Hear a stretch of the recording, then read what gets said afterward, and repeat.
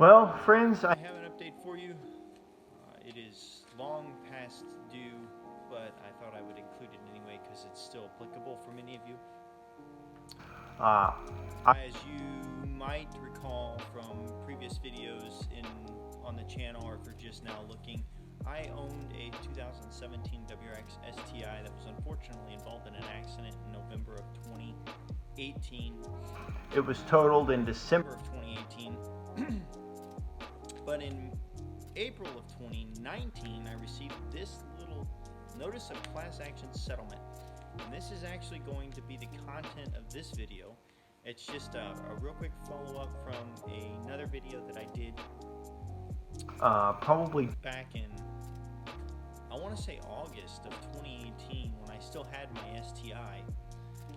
But I had gotten wind that there was a lawsuit coming out. It was a class action settlement for my model year STI that was related to defective bearing material being used, or a problem causing the bearings, the connecting arc bearings and the main journal bearings to fail in the 2012 to 2014 and then 2012 to 2017 WRXs and then WRX STI. So basically the EJ255 post 2012 and the EJ257 post 2012 to 2017. In 2018, I do believe they fixed the problem, and so the 2018 to current model years are not included in this class action settlement. But basically what the settlement says is that if your engine, if you own one of those vehicles, a 2012 to 2014 WRX or a 2012 to 2017 model year STI, your vehicle is included in a class action settlement that includes an extended warranty, an extended powertrain limited warranty of 8 years and 100,000 miles. Now that holds some serious significance, which we'll talk about in just a second. But basically, what Subaru of America says is that if you have a vehicle in those model years and you need a major engine overhaul related to a bearing failure, then your vehicle will be covered under warranty, and that bearing failure, that engine overhaul will be provided at no cost to you. Subaru went so far in this class action settlement, they agreed to go and reimburse individuals, and have already actually done that at the time of this video. June the 5th of 2019 is when they had a fairness hearing to pay out the reimbursements and how they were going to compensate individuals who already had major engine work done related to a bearing failure prior to this lawsuit. So they retroactively went back and found owners of these vehicles at the time of their ownership that had major engine work done, or just owners of these vehicles that had owned this model year vehicle and currently own this model year vehicle. And they said, hey, if you've had major engine work done related to a bearing failure and you have proof of the work done by an authorized Subaru dealership and proof that it was related to bearing failure, we will reimburse you up to $4,000 out-of-pocket costs. I know that doesn't sound like a lot. It's my understanding that an EJ rebuild a turbo EJ rebuild costs somewhere around $8,000 at the dealership. So it definitely doesn't cover all the out-of-pocket costs, but again, it covers up to $4,000 of out-of-pocket costs and then 2 days of rental reimbursement costs at a maximum of $90 over the course of those 2 days, or $45 a day. Sorry, my low battery warning on my phone came on. So anyway, why this is important now, again, the reimbursement claims have already been paid out. This video is long past due, but if you're in the market for a 2014 to 2017 STI, just know that as long as you don't have the mileage over 100,000 miles, you have a significant amount of powertrain limited warranty left. Now here's the caveat. If the engine failure or any other mechanical component other than the bearings fails, the connecting rod bearings and the main journal bearings fails, I don't believe, at least in the wording in my paperwork here, I don't believe that the vehicle's repairs are covered under warranty at that point. This warranty only covers vehicles' major engine overhaul repairs that are the result of engine bearing failure. So say, for instance, you buy a 2015 STI, it's 2020, your 5 years is up, it's got over 60,000 miles. The original powertrain limited warranty is out of effect, and say your input shaft on your transmission snaps on a launch or whatever, and you know your car is like stranded on the side of the road. That is not included in this settlement, unfortunately. Even though this settlement says powertrain limited warranty, it is not the same as the original powertrain limited warranty that came with your vehicle, new, or even that came with the used vehicle you purchased close to new. Again, this warranty, just like the original powertrain warranty, only covers vehicles that are unmodified.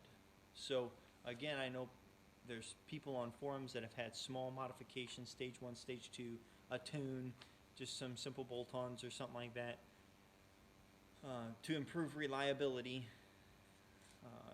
If that have had failures, and then the dealership will cover those vehicles.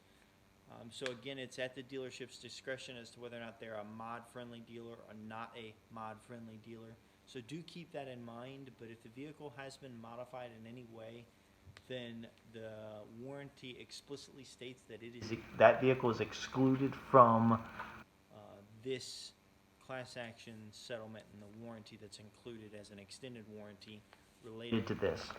The good news is that the vehicles, the STIs are the WRXs and the STIs are basically bulletproof except for the bearing failures. So if you do need major engine overhaul work, it's probably a result of the a result of a failed bearing, or at the very least, the dealership's not going to be able to determine whether or not it was, you know, a bearing or a lifter or something. Who knows? Who knows what? But most failures are related to rod knock, related to bearing failure, sending metal chunks through the engine, and then you're toast. So again, there was some talk about the fact that the bearing material gets caught in the oil screen, the oil pickup screen, starves the engine of oil, and then major catastrophic failure occurs at that point. So again, this class action settlement does specifically say engine bearing failure, but there are a lot of things that result from engine bearing failure, and when you take your car in to have warranty repair done, who's going to be able to say which came first, the chicken or the egg? You know, was it the pickup tube that caused a problem, or the bearing that caused the problem, or whatever? So it's highly likely that if your car is unmodified, and you need major engine overhaul work done, that it will be included in this warranty. Again, that's at the dealership's discretion and the tech, what they find and stuff like that. But Subaru, whether they've been strong-armed or not into this settlement, they've been pretty reasonable about the agreements in this settlement. They've been pretty stand-up about owning the fact that they did use subpar bearings in these motors, and they have resulted in failures. Again, if you're in the market for a used WRX or STI, my best advice would be to look for a 2016, 2017 model year STI. In the 2016, you still have until 2024 or 100,000 miles now for your powertrain limited warranty related to the engine bearings. At least your engine bearings are covered until 2024, and then 2017 you have until 2025. So you basically, if you can find a 2017 STI, which I've found a few for around $23,000, $24,000 that have around 50,000 miles, you get an additional 5 years and 50,000 miles on your powertrain limited warranty. So that's pretty significant. You can buy a 2017 and still have a significant portion of the warranty left. It would basically be like having driven out of the dealership with an extended warranty. Only difference is, most of the time those dealerships give you those extended warranties from a third party, and this is from Subaru of America.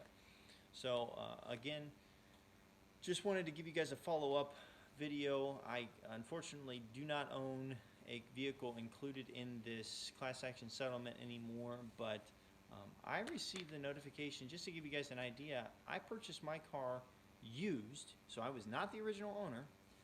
I never registered it with Subaru of America as me being the owner or whatnot. They still found my information, okay?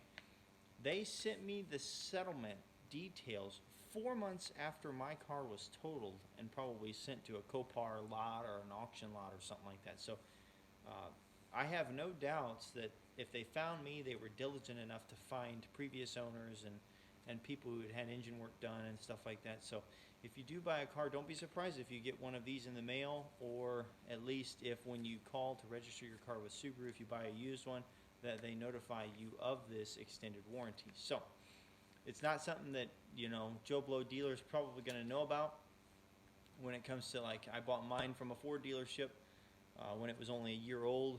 So the Ford dealership, if you buy yours from a dealership, they're going to have no idea. If you buy yours from Carvana or something like that, they're going to have no idea that, hey, there's an extended warranty on this car. But thought it would be useful information, so I posted the original video about a year and a half ago. This is a year and a half later follow-up, but it's still applicable. So thanks for watching, guys.